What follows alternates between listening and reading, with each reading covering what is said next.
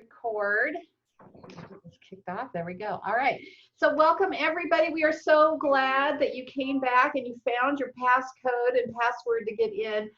We did do a little bit of upping our security on this call this week.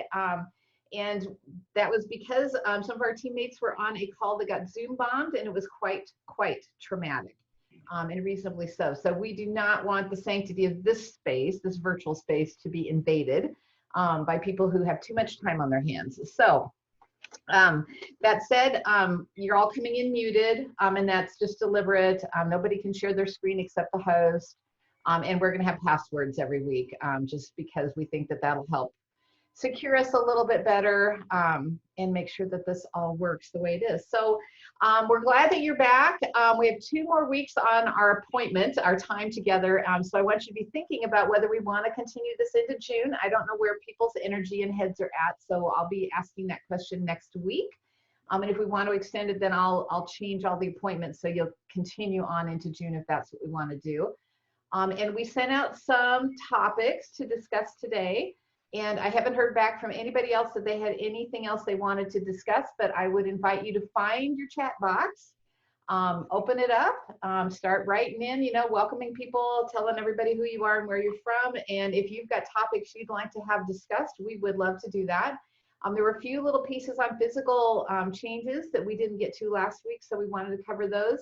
And then I did have some people throw a couple questions out toward the end of last week that I put in our thing as well, our email to talk about. So yeah, it's a new day, it's a new age. In the US, at least, we are starting to open up, whatever that all means and what all that entails. I just have to say, in Omaha, we had a news report that a nursing home that I know that's just in the next town ended up with 51 elders that have COVID and 17 employees. They all got tested. And so I would imagine that their life is just falling apart at the moment, trying to figure out how to make that all work. So I feel for all of you, and I can't even imagine. So I'm very glad that you're here, and I'm looking forward to us having a great discussion again today. And Jill is going to facilitate us getting started. Thanks, Denise. Thank you, everyone, for joining us today. I just realized we've now been doing this 2 months, and we thought we'll just do this for a couple of weeks. And it's just been so amazing to have everybody keep coming back and wanting to talk. And so we want to thank you for all of that. Last week, we were talking about design and the role of architecture and how things might change and what you all were recommending. We've got Len's here from Kephart Architects again, which is here in Denver, Colorado, and they are a supporter and partner of the Eden Alternative. And I'm not sure if Rob is on from SWBR again, but he was here. Hey Jill, this is Rob. Hey Rob, I'm glad you're here. Yay. So SWBR is in Rochester, New York, and a lot of you know Rob from his work with Greenhouse and small home design. So we would like to just continue some of the discussion we didn't get to last week. We had a great talk about everything from, access to nature and design of a building, and so a few other things we wanted to continue talking about today is there were some things that came up last week about how can we, and this all kind of goes back to the reintegrating family and visitors into homes, is what are we thinking for safe distancing and protected shelters outdoors? Like, how could we potentially promote outdoor visits as an interim opportunity? Does anyone have any thoughts on that?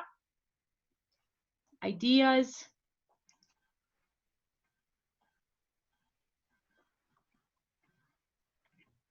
Anybody you can put your hand up, I think, or put something in the chat box. I thought I saw something from one of the signature homes that they had designed a prototype. Is Ryan on or Angie? Yeah, Ryan is on. You guys all should be able to unmute yourself. So go to your Zoom window and over to the lower left-hand corner and click on the microphone, and that should unmute you. There you go, Ryan. Hey there, I'm on, but I'm not aware of the prototype that you mentioned. Angie may know more about that, but I'm not aware of that. I thought it was a signature home and there was a picture of it, but Yeah. okay. There's something on Facebook. Okay. Has anybody been doing, and I know it's different, like in Colorado, the Colorado Health Department, according to my sources, is saying you can't even have outdoor visits. But is anybody doing that at their communities?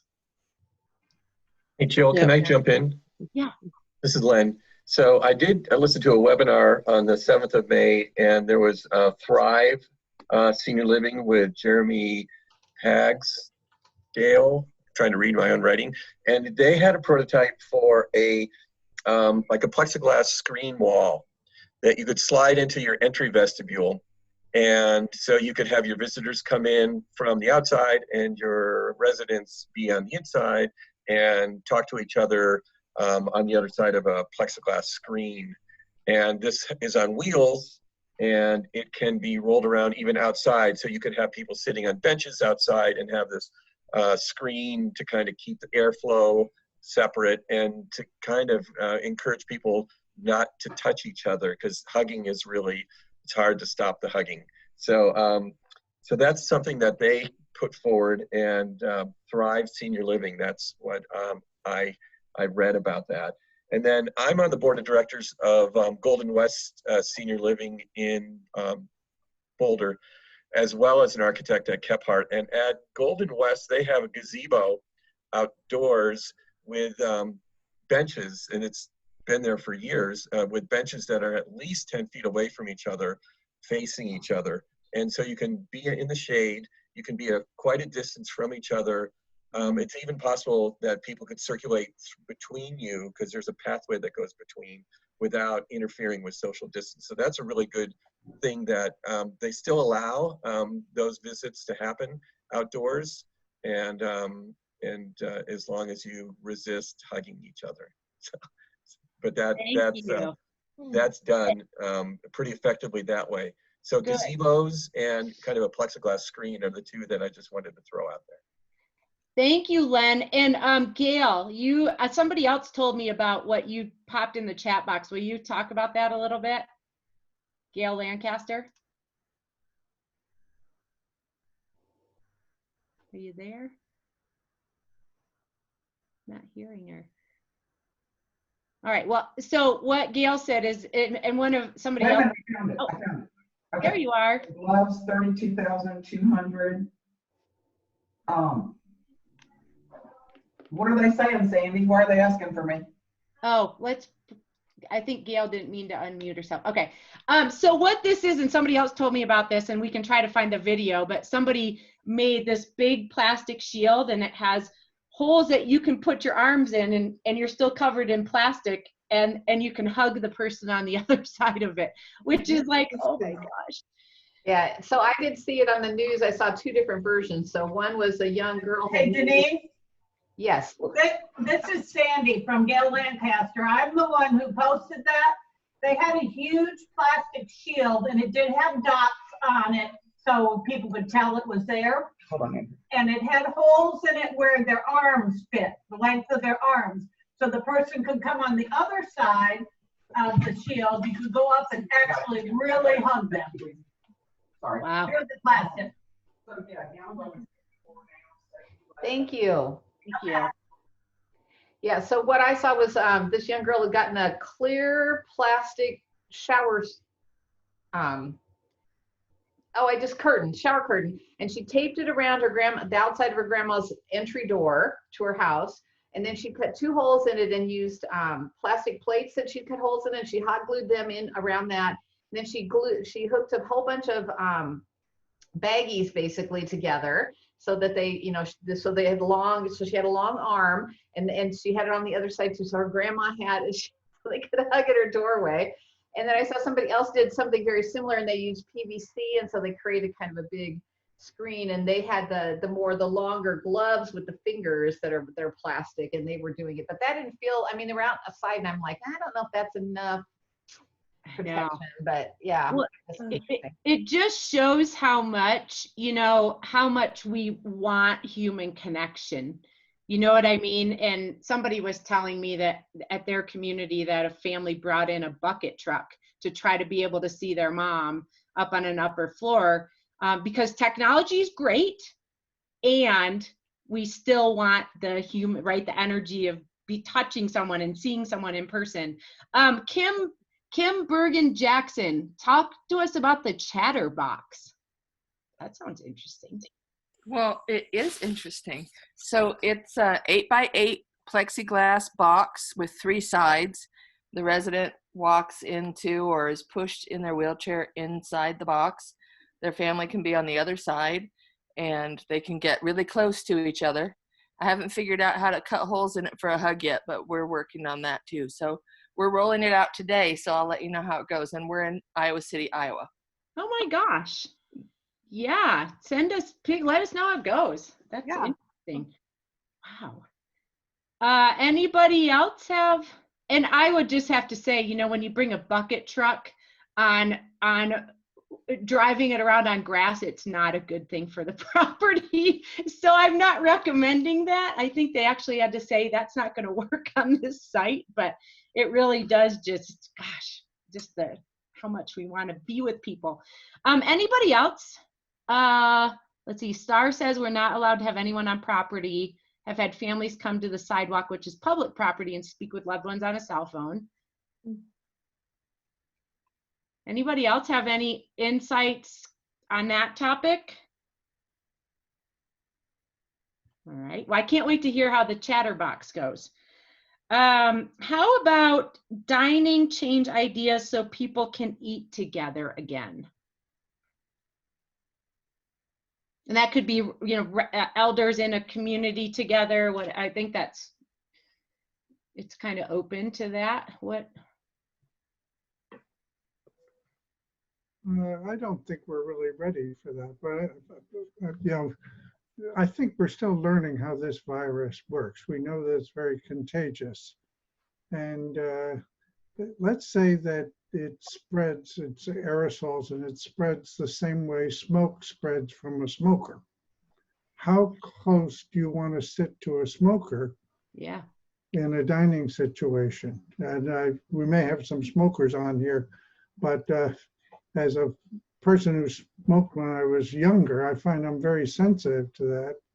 And I think if we make that analogy with the way we're aware of a smoker, the smoke may only go 6 feet, but do you really want to say, well, 6 feet is sufficient, and I won't get it? So Catherine Pearson, who some of you may know, gave an example in her elder blog the other day of a community that had done everything, including having staff living on site, and even so, the virus penetrated. So, and we have this fellow who was telling everybody how to stay safe, and he had to take an airplane flight, and now he's in sad shape. So I think the Swedish model said, well, everybody look out for yourself and think about these things and listen to the information, and they claim that's working well, but we know that it didn't work well for senior living. And so I think we want to be very cautious in opening things up until the time comes when we're really hearing from the scientists that it's under control. Sadly, but perhaps inevitably, the whole thing has become politicized and even partisan, which is something I don't really understand. But I think we need to think for ourselves and use discretion. That seems the path that Sweden went on. And I, for one, would not want to be, let's say I was asymptomatic. I don't want to be the one who brings death to somebody else's family. I think we all need to be most careful.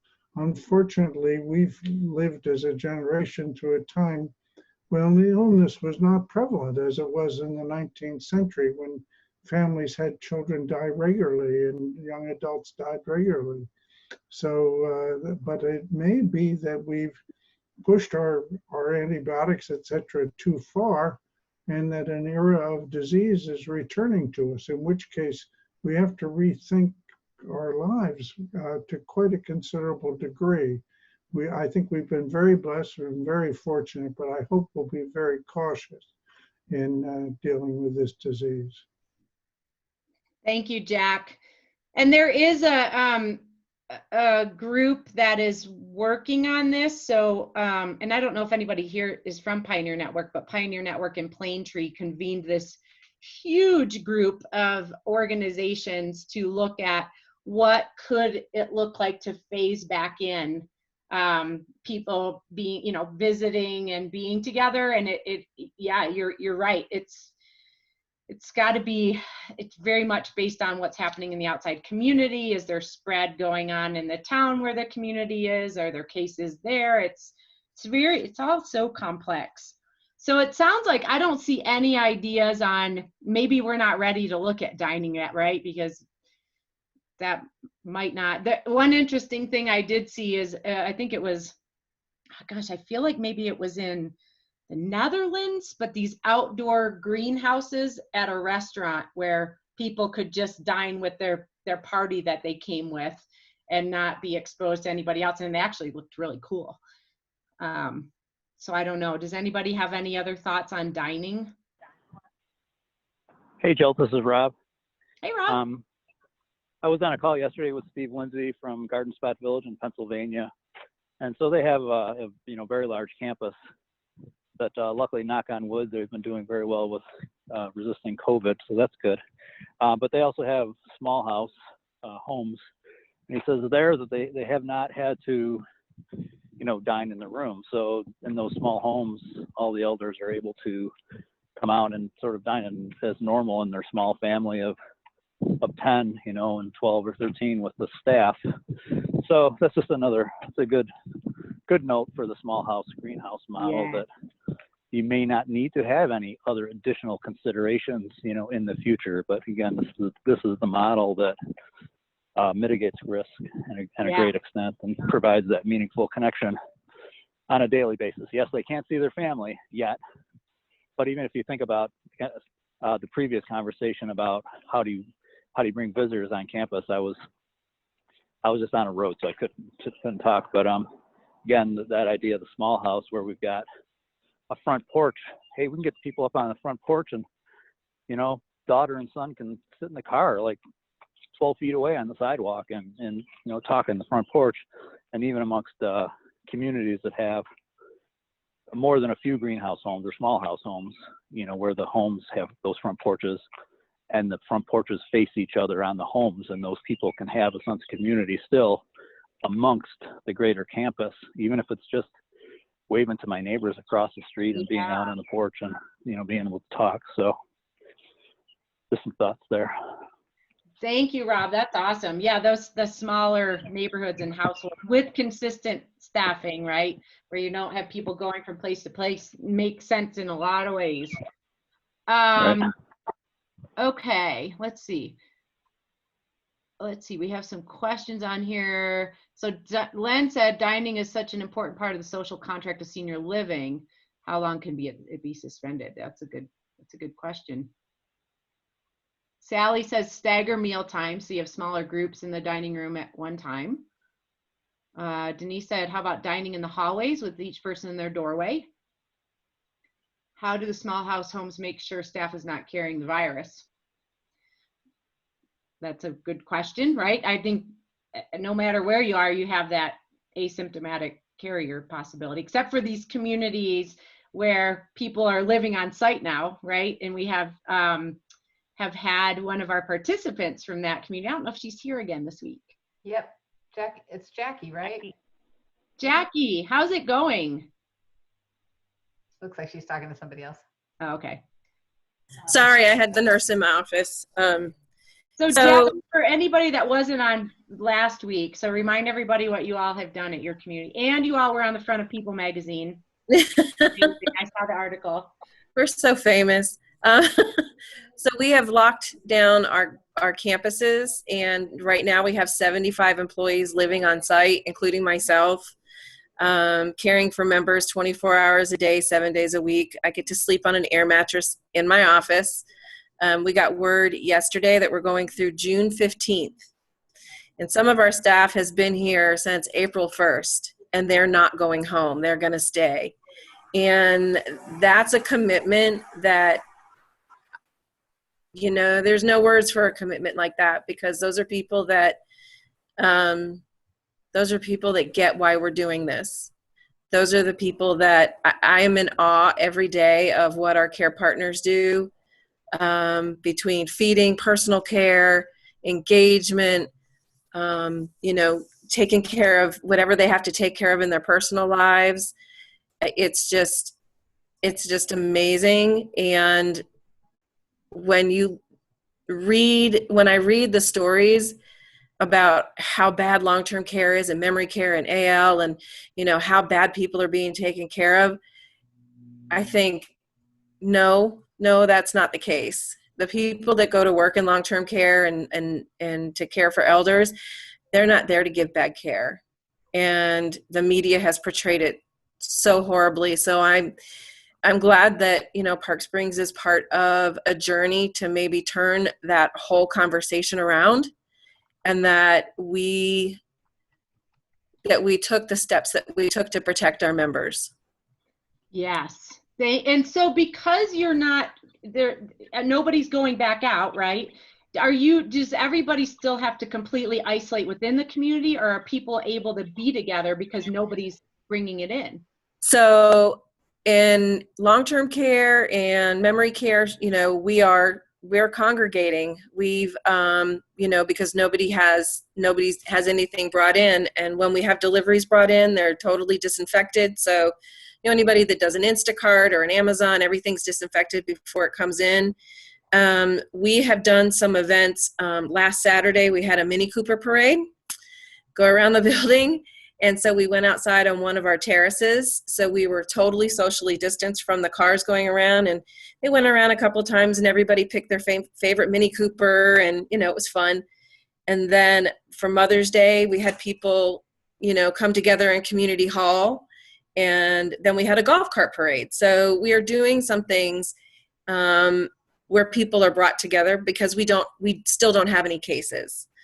The only people that we eliminate from that are the people on our short-term rehab, because they're coming in from hospitals. So that neighborhood is completely quarantined on its own, and those people do not interact with the people in long-term care or here in memory care. And our independent side, you know, we can't really tell people from independent living where they can and cannot go and what they can and cannot do, but there are guidelines in place saying if you choose to do this, you will have to be tested and quarantined until your test comes back. And once you're cleared, you can go back out into the community. We have lots of gate visits, you know, families coming one side of the gate to the other to visit families in independent living. And we have 3 levels of assisted living on that part of the campus, so those families can visit through the gate as well. For Mother's Day, we have a huge kind of foyer area for our HR, and it's covered outside, so we set it all up so families could come and sit, have a covered visit with their family member, sit and talk for as long as they wanted. It's a full door, so it's not like they're even trying to look through a small window. People could just sit and touch, and there's lots of hand window touching. And so I actually just had the conversation this morning about building a hug wall in one of our doorways so that we could get some human interaction, not just for members, but for staff. Mm-hmm. So yeah, we had that conversation this morning. So we're doing well. Some days we're having really great days. Some days we're all just kind of pulling each other along. Going through June 15th seems like forever, but we know we're doing the right thing. Wow. I don't know what else to say, but wow, that's amazing. So, well, thank you for that. Thank you for, you know, honoring us. Like I said, my staff doesn't want to be known as heroes. They want to be known as warriors. And so we're going to get them T-shirts made that say they're Park Springs Warriors, and just trying to do little special things for people I've ordered the girls some. I wear a aromatherapy necklace around my neck, and the girls loved it, so I just ordered a bunch of those to give to the girls. And just little things that I can do to help keep them motivated. We did a Red Lobster Mother's Day dinner for all the staff down here on memory care and made it real special. And so we're trying to do little things. Wow.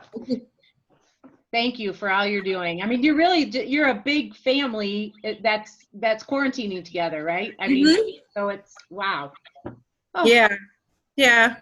And my hopes of not having to do any of the 4th grade homeschool were dashed when my husband just said, I can't do this. So I've been doing that here over the phone.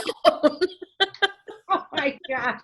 You are a warrior. You are truly a warrior. Oh I'm trying. So, and there's other places that are doing great things too. And I just think, as a community, we have so much good news that we have to get out there. And, how do we get the media to change their perspective? Yes. That's the big thing. So, and I do want to say one thing. We had the conversation last week about new design and, private rooms might be the way to go. And I was really thinking, I would like that. I'd like a private room, my own space. And so my best friend's mother is in a community, a nursing home in Connecticut. Her roommate passed away from COVID. Her mother has tested positive. But when we were having the conversation, Mary said, my mom's really lonely because she doesn't have a roommate. Yeah. And so in my mind, I was thinking about, well, how could we have roommates who had separate living spaces, not like this typical, there's a screen in between us or, this little tiny room with 2 beds. And in my mind, I kind of came up with this idea, and I talked to our COO, and they're doing that at our new building. They're called companion suites. There's 2 small bedrooms and then a little community area in the center. So we can still have roommates with this little community area so people have their personal space and then they can join together. And I think, is that more expensive to build? Yes. Is Isaacson Living blessed? Yes. But there's got to be a way that we can make that kind of moving forward, like saying, hey, can we make this a new norm, and how can we make this happen so that we can eliminate people? If people want to be in a private room, that's one thing.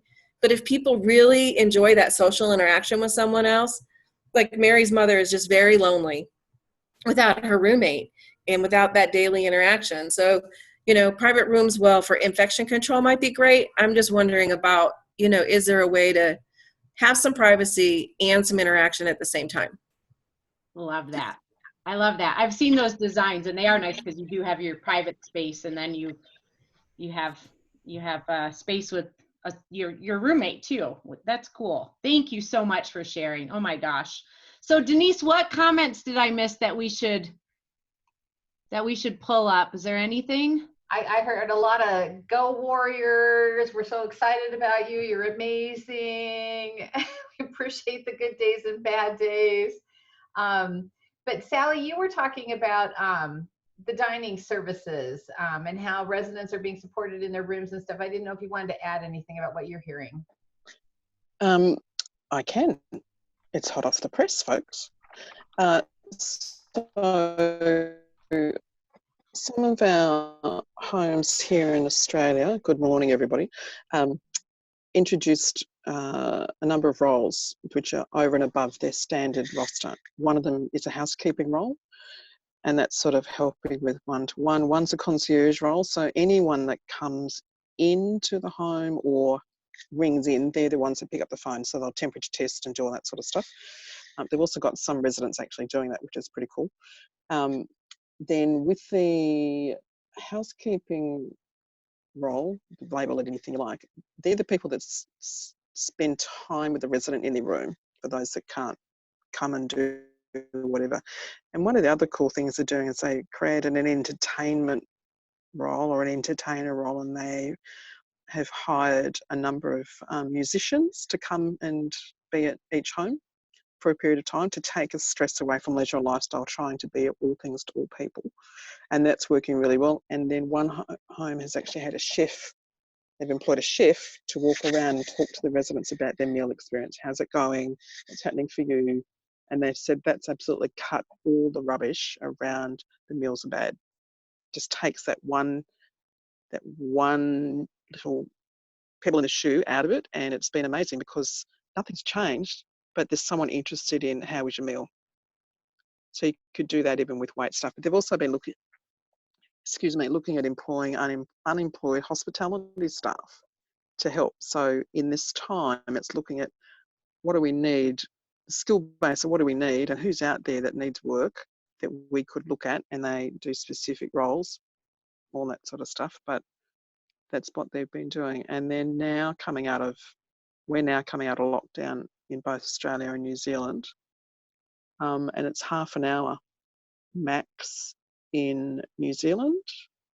And here they're doing something similar, but you're not allowed any more than 2 people a week, basically, and everyone's being timed. And really, as I said just before we came on, what my people are saying, just take your time when you're going to open up. Don't rush it. Even though everyone else wants to rush you, don't do it. And, you know, kudos to Park Springs. That's big to do that sort of self-isolation with the team is extraordinary, and it's a really good news story. She'll be got out totally. Very cool. That's all for me for the moment. Yeah. So Chris, you had somebody contact you around weight loss. Did you want to ask that question of the group? Yeah, I put it in here in the chat box. Hi, everybody. Happy Friday. So yeah, I had one of our registered members kind of reach out to us, and you know, we have some ideas. They're experiencing significant weight loss, which we know adds into so many other problems because of physically distancing in their rooms. So, I mean, we know the ideas about doorway dining. I'm going to get back to her and talk about maybe they could do smaller groups, although I don't think their organization is not allowing that. They've had breakouts, and they're a very large place. They support about 455 elders in one organization. But there's other large homes here where we are in Rochester, New York, that she's reached out to, and they're experiencing the same thing, significant weight loss because of this physical distancing. They're not having the cues, they're not having the relationships, they're not having the normalcy of dining together. So, which we know, people just sitting there, they're not being moved. We got skin breakdown, you know, there's other things that happen because of this. So a couple things, thank you, Sally. I just kind of took that, like, you know, how I was saying that too, an all hands on deck approach. How are the housekeepers? How is maintenance? I mean, what are we doing to safely have companions while they're dining in their rooms? But I was just wondering if anybody came across anything or different ideas about weight loss. Have you seen it? Have you heard it? Has it been addressed? It's really rearing its ugly head in a bad way. So I'd welcome any thoughts on that I'd be able to pass on, and obviously to the rest of our registry. It's a tough one.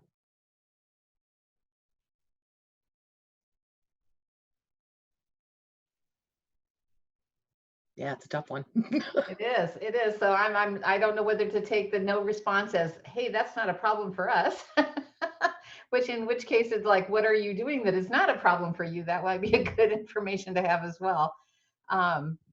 Yeah, because I hadn't heard it come up either, strangely. In all these calls we've been on, I hadn't heard that until she reached out to me on Wednesday. And I'm like, well, that seems like a pretty big, you know, that seems like that. I can understand why that's happening, but it just hasn't come up. So if anybody has any good thoughts, just, you know, we have our. Jenny? Yeah. Looks like Jenny threw her hand up, I thought. Sure. Yeah. Oh, go ahead. I'll speak to that a little bit. So a few weeks ago, I shared that we were having a problem with pressure ulcers and wounds, and to your point, Chris, you know, we should have caught it with the weight loss. So in looking at that, I guess my best advice is to just ask a lot of questions, a lot of questions. What's happening? Why is it happening? Getting down to the root cause. So for me, at our community, looking at wounds, I discovered a couple of things, really simple things. The first was that the clinical team did not feel that they had access to the budget for wound care supplies. Yeah. And for that to come down to budget was just disgusting to me. However, in talking about it, it was a self-imposed mindset. It was not true at all. And so we were able to talk about what we needed, where we could allocate that to. My goodness, I work in life engagement. I'm not hiring anyone right now, so they can take my budget if they'd like, right? We're not going out to dinners. And then the other thing was just in talking with our care partners, what would help, right? What do you need? And it came down to really simple things. Skin breakdown on the feet was because they didn't know where to find socks, right? We didn't have families coming in to check the sock drawer. It was as simple as that. And when you get busy and you've got a cleaning schedule, you don't feel like running back to laundry. So that was a really simple one, as well as they mentioned just having extra pillows would be an incredible help, in particular body pillows. And so as we were looking at that, it became really simple. They said, well, if we can't afford wound care supplies, how can we afford more pillows for everyone? Which is silly. I mean, we are not, anyways, we are a very blessed population. We can afford those things. But we reached out to families and said, hey, do you not know what to get mom for Mother's Day? How about an awesome pillow? She doesn't really, the flowers are great, but this will last. And so those things have been come pouring in and have allowed us to have those conversations about positioning and some retraining and all of those things. But anyways, what it boils down to is just asking questions. What's happening? And if it's around weight loss, is it something, that you can add hydration passes and nutritional snacks and, those kinds of things, but really figure out what it is that's causing that issue. Thanks. Thank you, Jenny. Great advice. Wow. Sometimes it just boils down to these simple things, and our minds can just fool us so easily. So thank you for sharing that. Yeah, well, once again, it's the story we tell that's not true, that we don't know. We haven't asked, we haven't dived into it, right? And we know that. So thank you so much for Jenny. That's some advice I'm going to pass along. Very cool. Very cool. Anybody else? Advice for Chris? I was asking our team here, we're very well fed here at Denali Center, staff and residents, and that we have a lot of celebrating, a lot of treats going on. But when I asked about it, Tina said that we really, and it's true, we have a personalized approach. So taking everybody at an individual basis. We haven't had to do quite the isolation of keeping people in their rooms. So if they have the option to be in a common area to eat, or recently we did open up our dining room. So we have guidelines where we can have no more than 9 people in our dining room. So if that's something that's a priority for them, we're able to accommodate that. And we have a couple other spaces that people can be in as well, to try to encourage. So depending if some of the people that are having a hard time eating, we approach it in just a completely different way and make sure that they have the treats or the things that they need. Thank you. I see Gail. It said that we haven't had weight loss since our chef adjusted the menus to include more comfort food, which I don't know about you all, but I've been doing a lot of comfort food lately. So Exactly. That was a good move. Yeah, thank you, Gail. I wrote that down. I'm thinking, even if they took some time, like some of the dietitians and maybe some staff, whatever, and talk to people like, what's your favorite comfort food? And then adding in, like maybe it's, I love mac and cheese. So I think everybody knows that by now. But having so every meal they get a side of mac and cheese, or maybe they're mashed potato gravy people, or what is it that they really, they're going to eat, and just make sure that's available on that menu for them every day. It's not going to be, and usually comfort foods don't cost that much. Exactly. Mm-hmm. Not like it's a prime rib, so yeah. Thank and you. Star had an interesting comment too. I don't know if there she is. Hi, everyone. I just had Diana join me, and she just came from a meeting where we've had this one lady. In fact, she flagged us for weight loss last year. She has fairly significant dementia, and keeping her on track for meals is extremely difficult.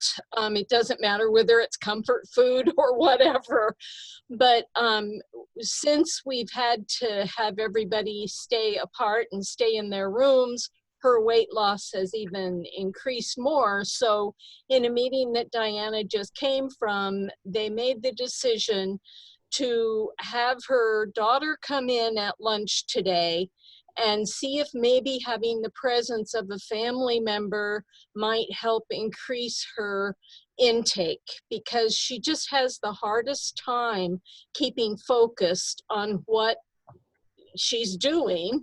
And we're hoping that having this close family member there will help improve that. So we're considering her essential. Right. She'll have to go through all of the temperature and have you been around anybody with COVID and all the questions we ask. So that's something we're doing. She's probably our biggest problem right now for as far as weight loss goes. So yeah, we'll see. And Star, just to follow up on that, I'm assuming then you'll care plan for that. Oh yes, right? Yes, most definitely. Just to make sure that's a documented piece. Okay, thank you. Thank you, Chris. No, I meant for giving advice. I wanted to make sure I was saying the right thing. I was asking your expertise, Star. No, definitely. It'll be care planned. Okay, I wasn't checking on you. I was asking you as an expert. Yeah, and if that is essential to her health, then that makes sense. Thank you for being so creative. That's good stuff. Good stuff. Yeah, and I would imagine if you are now dispersing meals out to individual rooms around the community, that trying to ask for alternatives and get the alternatives in a timely fashion, that's got to be much bigger hill to climb than if they're all in one dining room and the kitchen's right there. So yeah, ask a lot of questions. Yeah, this particular place has the kitchen prepares the meals, they bring it up and they put it into like steam tables. So it would be something they could kind of do, hopefully, to add on some comfort foods. But yeah, it would be a much trickier thing if you were with the tray line system still. Yeah, sure. Or would it? I don't know. So there was another question that our architect partners friends had, and that is, are there things that architects can help you with right now to foster home and community in the space you have? Like, is there something, we've got these amazing people who want to help. Is there something that they could do to help right now?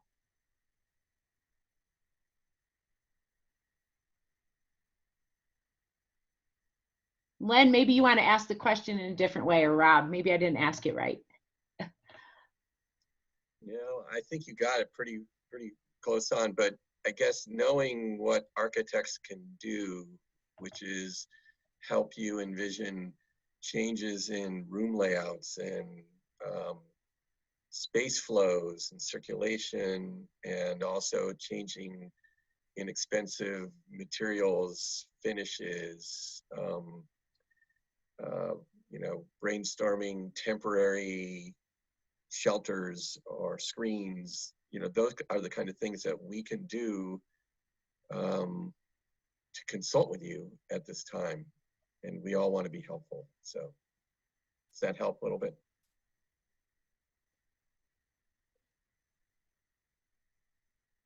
Anybody? Ideas? Sally said design for the future and also include interior designers. That's a good point. I just saw this funny picture on Facebook. It made me laugh, but it also made me think.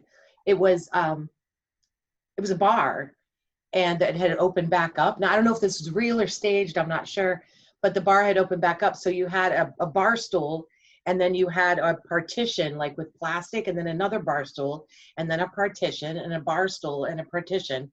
And then you had the big plastic thing around the bartender with underneath where they could pass drinks. And I don't know if temporarily to get people together, if, like say you have a four-top in the dining room, I'm sticking with the dining idea or something like that, would there be a simple barrier that we could put up? I don't know. That was my only thought. Could be crazy. It really looks silly in a bar atmosphere. Like, look how much fun that looks. Absolutely. Like it didn't, but. Well, and Len and Rob, maybe put your email addresses in the chat box again in case people think of things that they want to ask or to reach out to you. Oh, here's Gail said, create a safe family visitation area. So what would a prototype look like that? Oh, they're all popping in here now. Ruth, create spaces for families to visit safely. Yep, she said. So that sounds like that could be an interesting thing to look at, is what could that look like? Maybe what does that look like, and what's the prototype for the hugging wall? I don't know. All right, Denise, I'm going to turn it back over to you to ask these other two questions, if that works. Yeah, Pascal, okay. Okay, so you're leaving. Okay, thank you for coming. Thank you, Pascal. Very cool. So yeah, so Kaven, who's been a regular guest on our calls with us, he said, he works with home services and stuff, and he's just wondering, is there any way to start thinking about how could we physically ease the physical distancing going forward, especially to re-engage people, especially people living with dementia, which it's got to be really hard to help them understand that they need to distance themselves, but what might it look like if we could ease that up, and how would you carefully and thoughtfully kind of think that through? What would be some things you'd have to think about?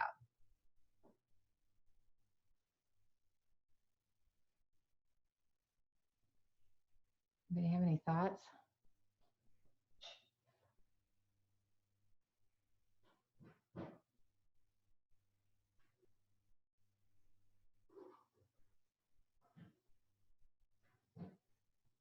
I got them quieted down too. All right, well, the other question was, how will visitors be welcomed back into the elders' homes? And I did see we've had lots of conversation about that already. So it feels like that's kind of been talked about. Sally's suggesting for easing that physical distancing a little bit, having more one-on-one kind of stuff, so that it's just known entities, and maybe that feels better.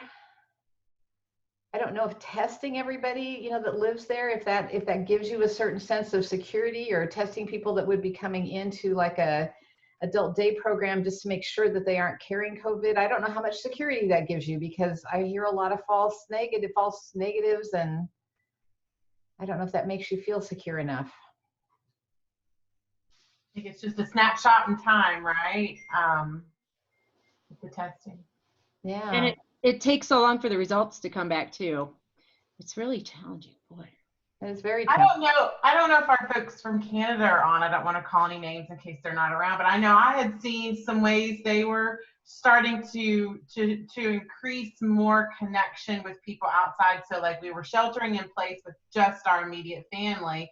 Okay, now it was opening up a little bit, but you were still selecting the same people. Like, who were those 3 to 5 people that you were gonna be with, but you weren't gonna add more people than that. So I saw some neat guidance that, can I see an unmute button happening? Cheryl, do you want to share? Well, I can't speak for it impacting living in long-term care. I know there's still, I was just looking back to see what Sherbrooke's latest news was. And if people want to follow Sherbrooke on Facebook, they're really right on top of things and are figuring out things the very best that they can. But I know in our province, as we're beginning to open back up, the suggestion is that as long as you're very careful about opening up your group, that you can share households with up to 10 people.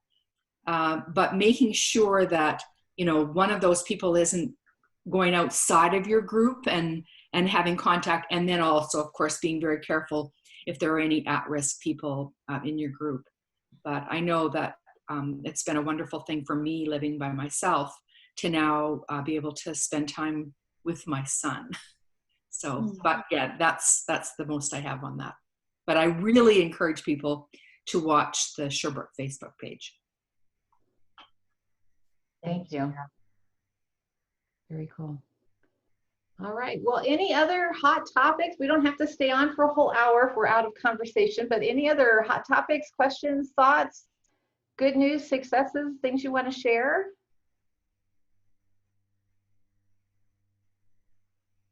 I want to say, if you haven't seen the Eden Moment from Star and Neil Ann at Piner's home, it was a beautiful Eden Moment. We just had another one today as well. So these Eden Moments are really kind of touching our hearts, and we hope you're finding the same. And if you have any ideas for them, contact me or Meredith. We're always looking for new speakers, and Jack, we'd love to have you. Anybody who wants to, I think we reached out, Sally's going to come, Gail's going to come. So, you know, we're looking for these Eden Moments, little stories or snippets. So there's a little plug for our Eden Moments. Very cool. And I'll do a plug for our Eden Live show. So hopefully you all have been watching those shows that we're doing. We do them, we usually on Mondays, but sometimes we're doing 2 a week. Our most recent one with Laura interviewed Beth from Life Bio. So that was a really great interview. And we talked with Sherbrooke on Monday that Cheryl George was just talking about. This coming Monday, we have Sonia Barsness, who is a gerontologist. And if you don't follow her blog, oh my goodness, I always tell her I just want to carry her brain around with me because she has such amazing insights. And we're going to be talking about, you know, what acknowledging that everybody in this field needs support right now, and how do we look at doing better with our systems. And she's got great insight, so I hope you'll come for that. And then I was just private messaging Jackie, and Jackie's going to come on our show in the future to talk about what they're doing at her community with all the staff living there, which I think will be fascinating. And then in the future, we have Sister Imelda and Verna Cavey and Sarah Rowan coming to who are 3 of the most amazing women I know who are going to come on the show and talk with us as well. Very cool. Very cool. All right. Anybody else? Anything else that would be worth our time to talk about today? Worth your time? Ruth has Not something. the conversation, but just as maybe an idea to stay connected would be to keep open to the arts, to music and to poetry and to making postcards and cards. And also just a thought for Jackie would be, after this stuff is over and you can breathe, to start writing and collecting stories, because that can be a really powerful way to advocate for caregivers and to advocate for what we do. And it's a cool process to go through. So. Very nice. Thank you, Ruth. It's great to see you. Yeah, I've been hiding out for a few weeks. I decided to join you. So appreciate that. Thank you, Chris.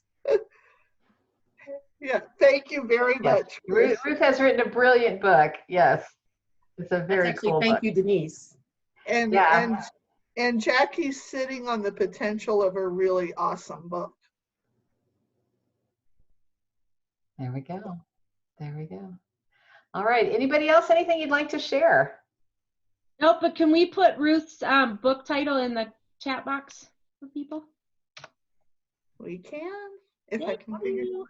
Chris, okay, there we go. You got it, Ruth? Let me try. It's on Amazon. I downloaded it and I got a copy and sent that off to Chris so she could read it as well. So yeah, that was a surprise. Thank you, Denise. You're welcome. Got it yesterday. Anyway, it's Mindful Dementia Care, Lost and Found in the Alzheimer's Forest. And it is on Amazon. Yeah, that's a great story. All right. Okay, well then send us topics for next week. If you have any ideas, I'll send a recording out to everybody, as has been our practice, with links to all the stuff that we've been doing. And be thinking about, do we go past the end of May, or have we kind of run our course? And we'll talk about that next week too. So thank you all again for showing up. You are one of the highlights of my week. So I love hanging out with you guys. So thank you so much for being with us, and we'll see you next week. Take care, everyone.